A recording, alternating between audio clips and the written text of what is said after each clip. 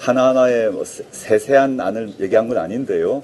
제가 보면 일단 주거권, 보유권, 교육권, 건강권 이렇게 얘기를 하지 않았습니까? 사회권의 내용으로. 물론 그 별도로 노동권이라는 건 따로 말씀드렸는데, 그랬을 때 보면 주택 문제 같은 경우는 제가 뭐 그 기자회견 또는 이 자리에서 여러 번 말씀드렸는데, 예를 들자면 이미 그 저의 그 경제특보인 홍종학 전 장관께서 과거 민주당 의원 시절에 제출을 하셨고 안까지 만들어져 있는 게 있습니다. 그게 뭐냐면 모든 신혼부부에게 양질의 공공임대주택을 다 제공한다는 안입니다. 근데 당시에 민주당 및 또 여러 당시 뭐 언론들의 비판 또 민주당 내부에서의 비판이 있어서 다 중단돼 버렸습니다. 지금 보면 오히려 약간 보수적인 그 정치 세력에서 필요하다는 얘기를 하고 있어요, 지금. 그러면 저는 예를 들자면 주거권 같은 경우는 실제 이게 우리나라 정도의 경제 수준이 있는 나라에서 예컨대 싱가포르, 오스트리아, 네덜란드에서 다 하고 있어요. 그걸 우리나라 경제력 규모로는 충분히 가능한 돈이 필요한 게 아니다. 돈이 부족한 게 아니다. 정확히는 다시 정정하겠습니다.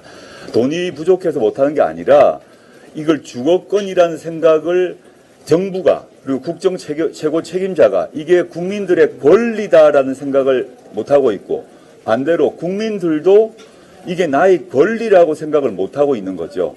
내가 월세건 전세건 또는 집을 사는 것이든 내가 개인이 책임져서 돈을 벌어서 해야 된다고 지금 살고 있지 않습니까? 우리 모두가. 그러면 이렇게 되게 되니까 어떤 문제가 되냐면 많은 국민들이 원래부터 상속을 받아서 집이 있는 경우는 제외하고는 대부분 자기의 소득의 뭐 3분의 1 심지어는 2분의 1을 자신의 전세 또는 향후에 집을 구입하기 위한 저금으로 쓰고 있어요.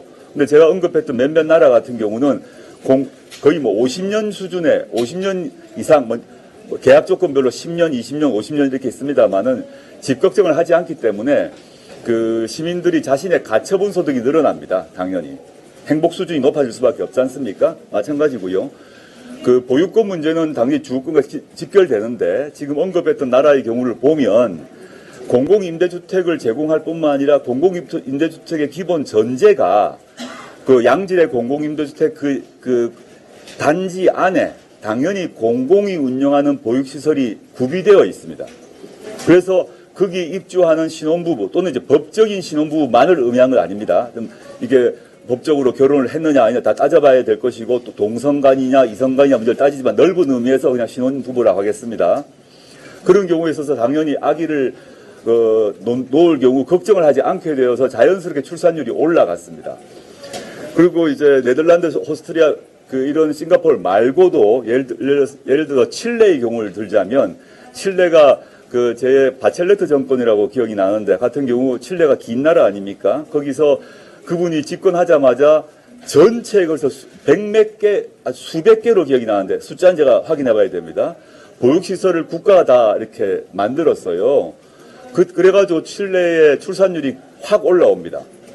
이런 식의 구체적인 정책은 있다. 그 외에도 뭐 교육권, 양육권 문제는 더 나중에 말씀드리도록 하고 주거권, 양육권, 주거, 양육, 교육 이런 문제가 사실은 하나다라고 봅니다. 현 우리나라 시점에는 왜냐하면 이게 집이 없으니까 연애 결혼 어려워하고 연애 결혼했다고 하더라도 애 놓기 힘들어하고 애 놓는 경우에 있어서도 나중에 키울 걱정이 되어가지고 또 조심하고 이게 다 인생의 삶의 주기에 있어서 고비고비마다 걸림돌이 되고 있는데 우리가 아는 선진국에 있어서는 그런 문제를 사회권이라는 개념을 통해서 풀어나가고 있다는 거죠. 이미 해왔다.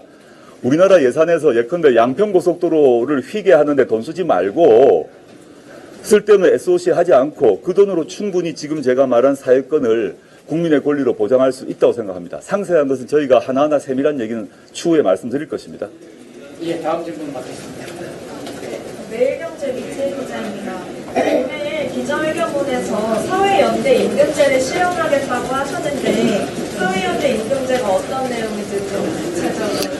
거기 보면 동일노동 동일임금과 이어서 바로 사회연대 임금이 있지 않습니까? 그러니까 동일노동 동일임금 많이 아실 것 같고 그거는 이제 정규직과 비정규직 사이의 차이에 있어서 비정규직을 무조건 다 정규직으로 바꾸지 못하는 상태라 하더라도 뭐 정규직은 각종 혜택이 있죠. 연금이든 복지시설 혜택이 있지 않습니까? 그거를 비정규직에게 줄 수는 없죠.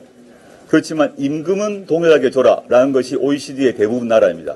대부분 나라에서 정규직과 비정규직, 즉, 이 구별은 인정하면서도 임금은 같이 주는 것이 OECD 국가의 노동법의 원칙이고, 두 번째 질문하셨던 사회연대 임금제 같은 경우는 북유럽 또는 일부 서유럽, 북유럽에 실시하고 있는 것으로서 우리나라에서 가장 문제 중에 하나가 특히 젊은이들이 이제 취업과 관련해서 중소기업에 많이 가지 않고 있죠.